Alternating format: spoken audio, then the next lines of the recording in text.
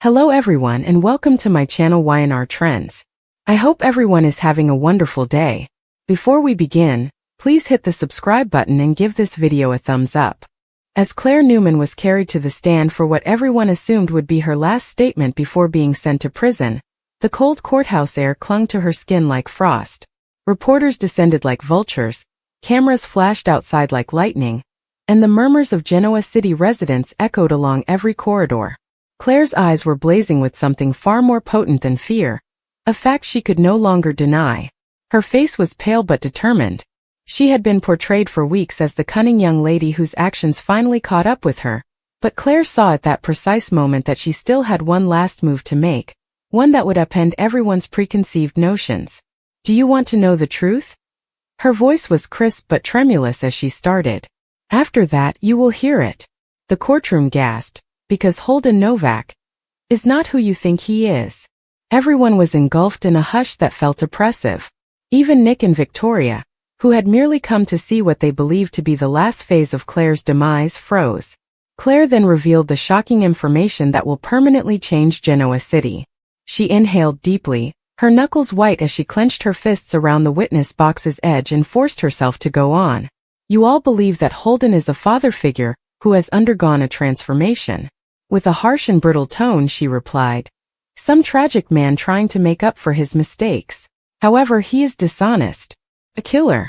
The courtroom erupted in gasps.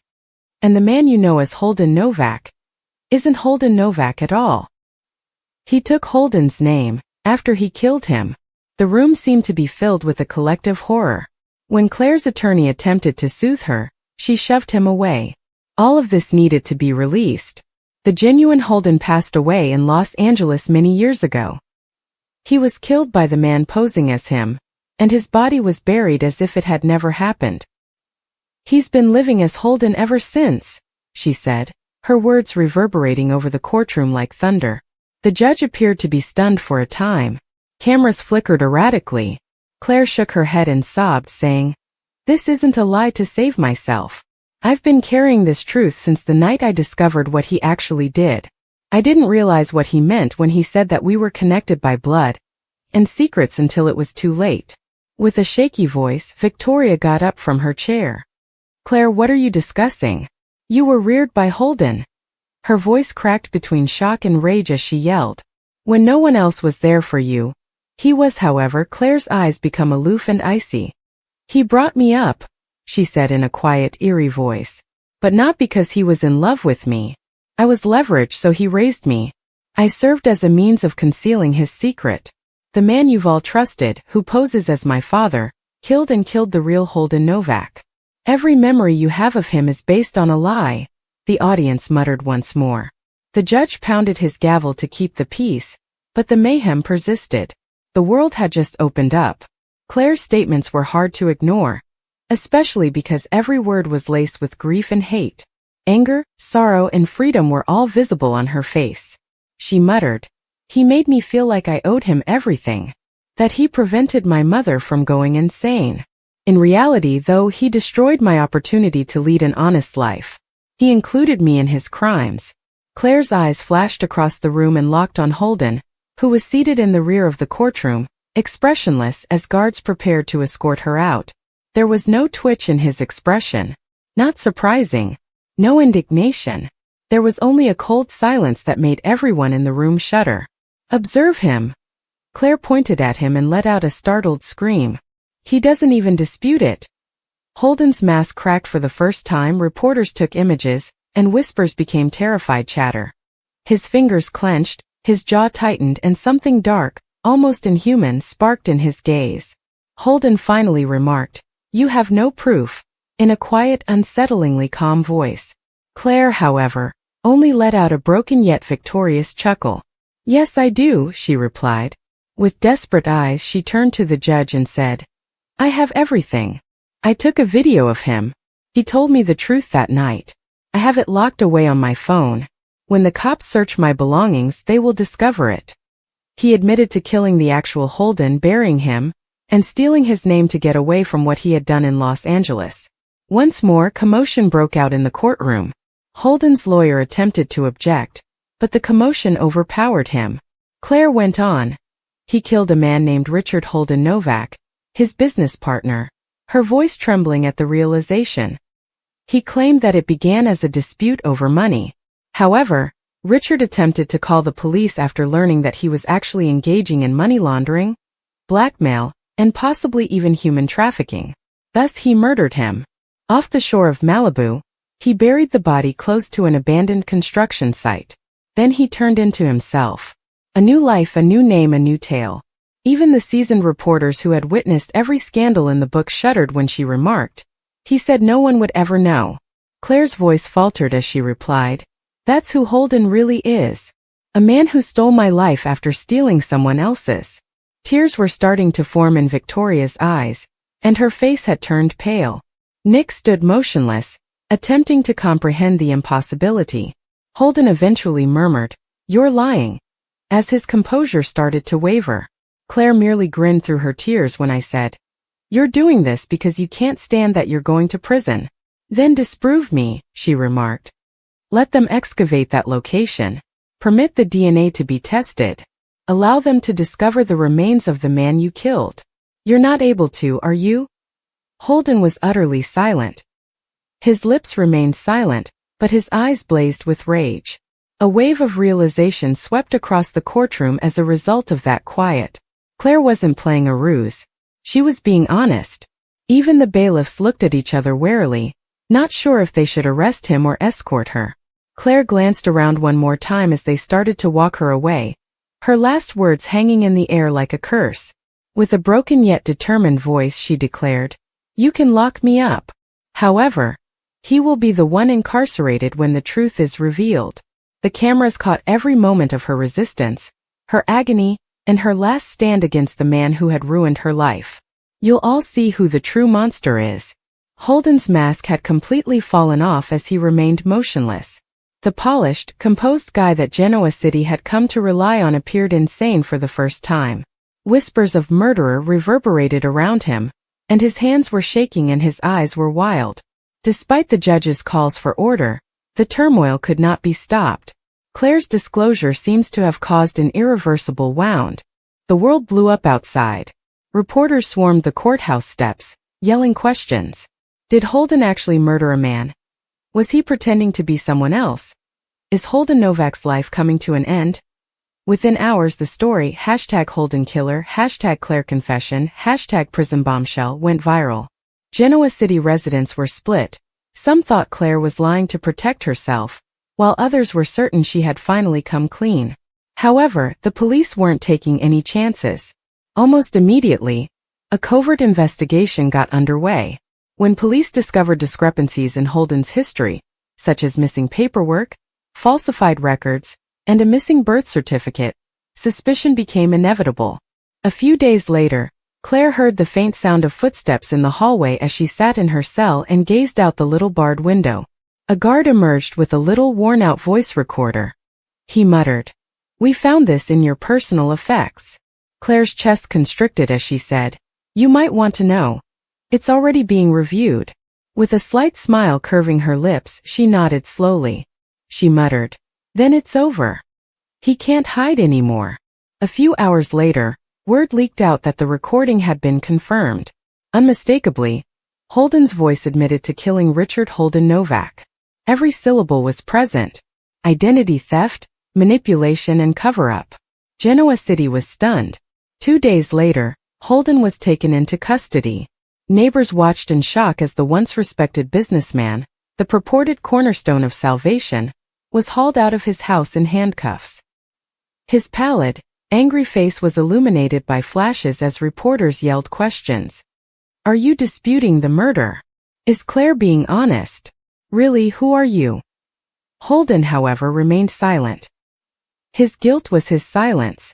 Detectives presented the evidence at the police station, including the recording, the DNA discovered at the Malibu location, and the documents connecting him to several financial crimes. "She should have kept her mouth shut," Holden muttered under his breath when he finally spoke, and that one sentence sealed his doom. Claire, meantime, got the news in her cell. Holden was accused of several charges, including identity theft and murder. She sobbed, not with triumph but with relief.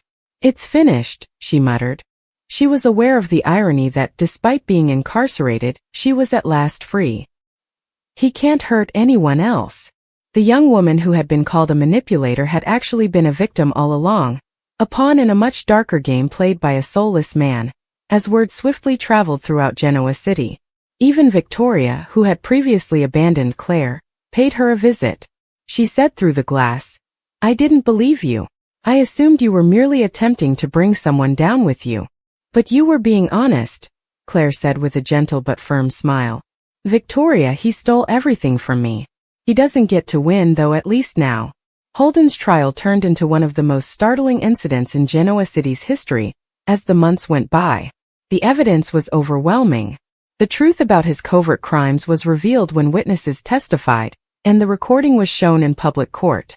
He had controlled everyone around him with lies and threats, blackmailed competitors, and laundered millions of dollars using his bogus name. All of Claire's statements were accurate. He was ultimately found guilty on all counts by the jury. The entire town was shocked by the poetic justice of his life sentence without the possibility of release.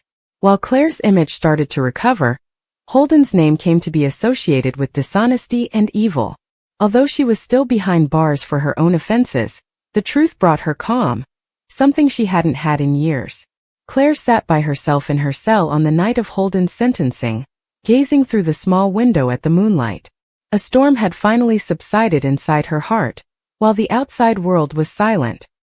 "He's gone," she muttered to herself, feeling sadness for the years gone and the innocence taken rather than victory. However, it was also power. She had confronted her abuser, exposed a monster, and destroyed the falsehoods that had governed her existence. Even though Claire Newman was incarcerated, she felt more liberated than ever at that precise moment. Her last confession had saved her soul in addition to exposing Holden. Even though Genoa City will never forget the scandal, one thing was evident. Sometimes, no matter the cost, the deepest secrets must be brought to light. Claire Newman's startling admission had an earthquake-like effect on Genoa City. The entire neighborhood was in a state of shock and paranoia after it was discovered that Holden Novak was not who he claimed to be, and that he had killed the actual Holden and stolen his identity.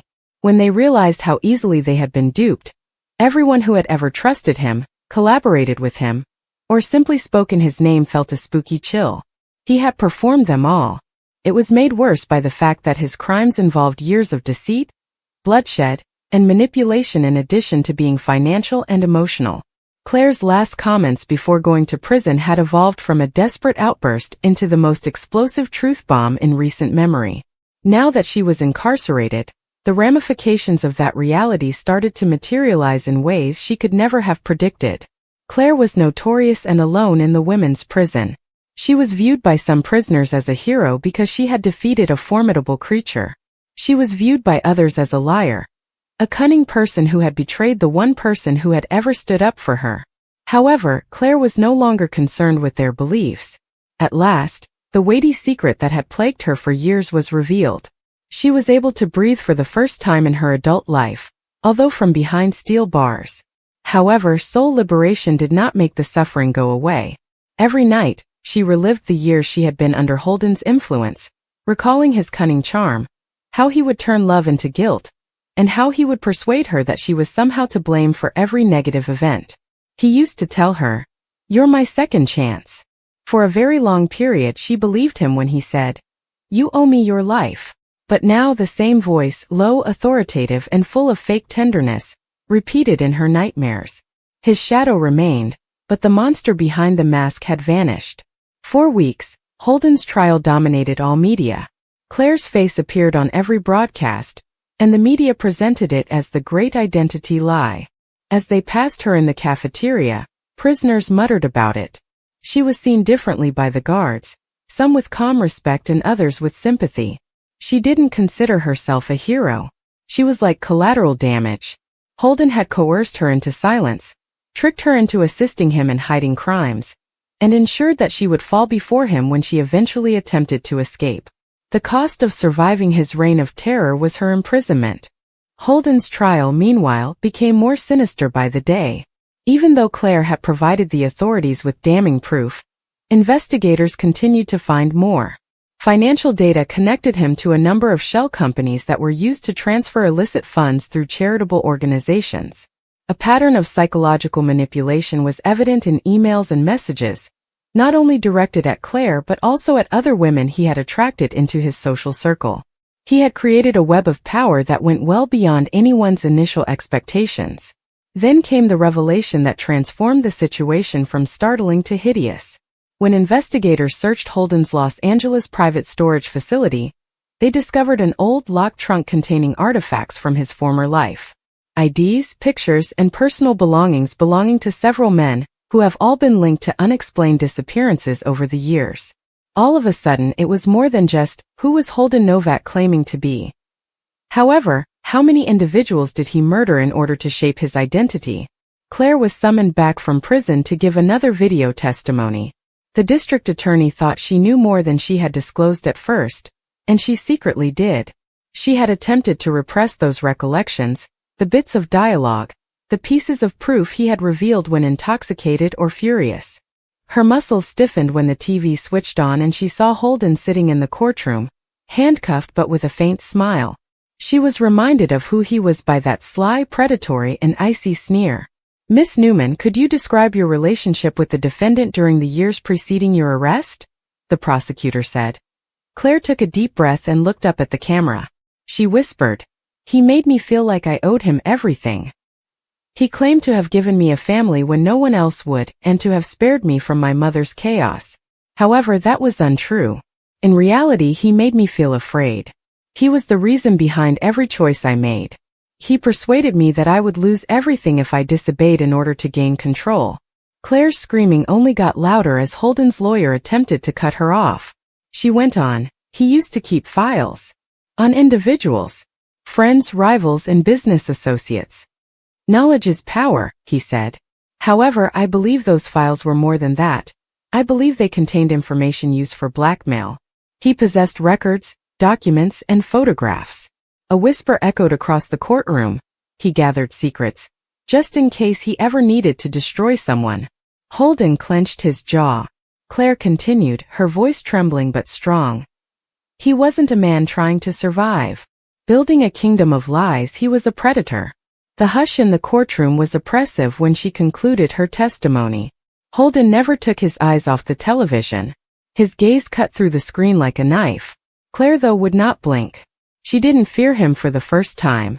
Claire let out a trembling breath as the guard switched off the monitor at the end of the session. It was finished. That portion of it, anyway. Chaos persisted outside the courtroom. Everyone who had any connection to Holden was harassed by reporters. Families who had worked with him were appalled. Business associates attempted to disassociate themselves, and even the once respected Novak name came to be associated with dishonesty. Victoria, who had previously had complete faith in Holden, wavered between anger and guilt. She was shocked that she had allowed him to get close to Claire and that, despite everyone else's warnings that he was concealing something, she had stood up for him. Desperate to make amends, she went to see Claire in prison once more. Through the glass wall she said, "I didn't believe you." With a tear streaming down her cheek, Claire silently turned to face her mother and said, "I should have." Claire whispered, "You wanted to believe in him because he made it easy. He was skilled at acting like a rescuer. He excelled at that." Regret distorted Victoria's face. She whispered, "He tricked all of us. I believed he was concerned about you. About us." Claire gently shook her head. Control was important to him. That's all. They were silent for a bit. Love was just another word he used to chain people down. "He made me believe I was broken," Claire said. "I needed him to feel complete. I was never broken, though, as I now realize. He was." The layers of Holden's deceit peeled off like rotting skin as his trial went on. Additional victims, including women, workers, and even former co-workers, came forward with accounts of extortion, deception, or worse. A former aide testified that she had once witnessed Holden coming back from a trip with blood on his shirt. "Loose ends have to be tied," he responded with a smirk when she questioned what had happened. Another remembered listening in on a phone conversation where Holden had threatened someone who was aware of his true identity. He was portrayed by the prosecution not only as a murderer, but also as a cunning psychopath who lived off the bodies of others. When forensic scientists verified that the DNA from the Malibu construction site matched Richard Holden Novak, the actual man whose life had been taken, it was the most startling moment of the trial. The lab results were read aloud, and the room fell into startled stillness. Claire's account had been accurate in every way. She was struck like a tidal wave by the weight of that validation. After being dubbed a villain, a manipulator, and a liar for so long, the truth was now clear. She wasn't insane. She hadn't been hallucinating. All along, she had been telling the truth.